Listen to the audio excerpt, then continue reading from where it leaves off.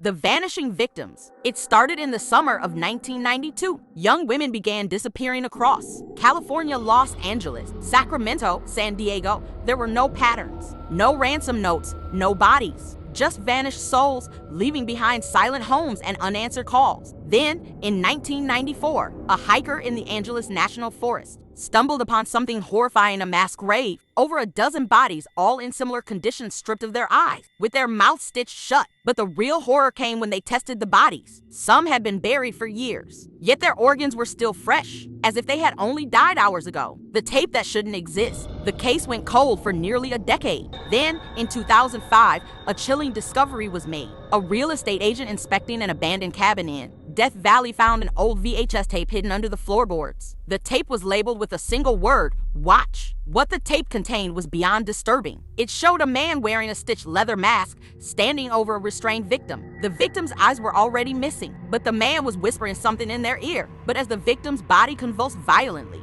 the whispering became a low, distorted growl. And then, the worst part, just before the tape cut to static, the man turned directly to the camera and smiled. His lips pulled back to far, revealing teeth that didn't look human. The man who never left. The FBI launched an investigation, tracing the tape to an unsolved missing persons case from 1987. The cabin belonged to a man named Dale Forrester, a quiet mechanic who lived alone until he vanished without a trace. His home was abandoned, and no records of him existed beyond that year. But then, something unexplainable happened. The real estate agent who found the tape disappeared 3 days after reporting it. His house was left unlocked, his car in the driveway. On his kitchen table sat a new VHS tape, this time with no label. When the authorities watched it, the footage was simple. It was of the agent himself, tied to a chair, whispering the same indecipherable words from the first tape. Behind him stood the same masked figure. The investigation was buried. The tape was lost. And Dale Forrester, some say he still walks the highways of California at night, whispering into the ears of those unlucky enough to hear him. If you ever feel like someone is standing behind you in the dark,